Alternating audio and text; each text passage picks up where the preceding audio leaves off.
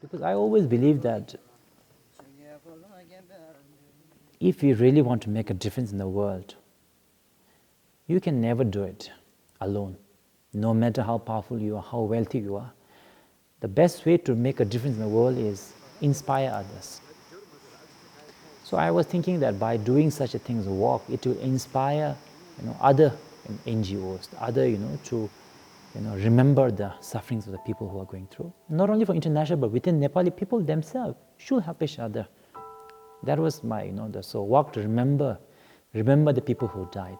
Remember the 1 million people who have lost their home, children who don't have a school, and the people who don't have a community hall, no monastery, to remember them, remember their suffering. That was my main goal.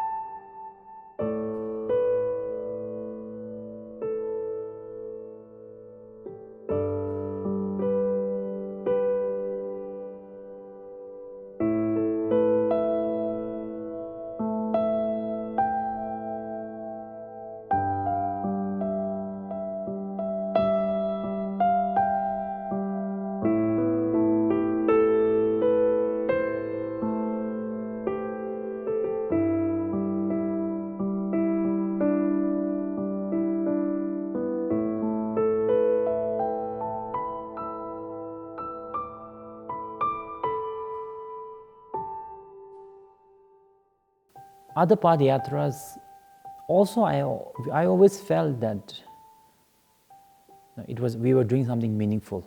When we were doing the walk in Ladakh, I think it was because Ladakh and Himalayan region, especially where we were walking near the glacier rivers, and Himalayan glacier rivers are, I think, the source of water for more than 1 billion population in the world. So we were focusing on that. For example, in Sri Lanka, we were doing a prayer, and we were doing prayer for, I think how many People have lost their life on both sides for more than 30 years. And the President himself joined together for the walk. It was Mahinda Rajapaksa. And when we did PADYATRA in Bhutan, of course, in terms of environment, Bhutan is quite a pristine environment. It was more of a spiritual, paying tribute to holy place of Guru Padma Sambhava, Shabdaram Singhawan Namgyal, and great other masters. But in Nepal, I will say the focus was more on, compassion, the suffering that people are going through. So I will say that in my own way, one of the most satisfying thing was, I would say one of my satisfying things that I have done in my life.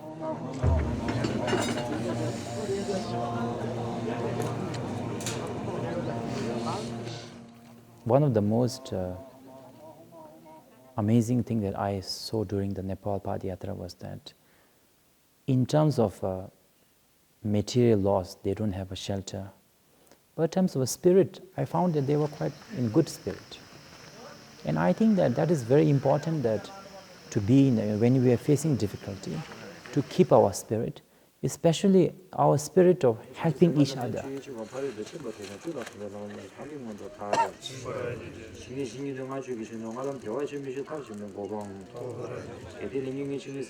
When we focus ourselves too much on our own suffering, then I think we have a tendency to magnify our own suffering and forget the suffering that others are going through.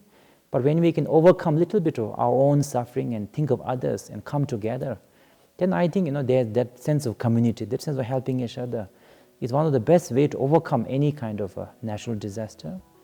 And I think that we should not really wait for some sort of other international donors or even your country government to do something. Of course, we should expect to some extent, but the question is always, what can I do right now? We may not be earthquake victim right now, but we may be seeing a lot of injustice in the world. We may be seeing a lot of environment being polluted. We might be seeing a lot of, a lot of things, difficulties that people are going through, and we can do in our own way. Even we, the 250 people that we did the Padyatra, we are not international, United Nations organ. We are just a simple human being. The question that we ask ourselves was, we as a human being, what can we do within our own limited capacity? And this is something that we should always ask, so that we can make a difference in our own way, and that will collectively add up to making the world better.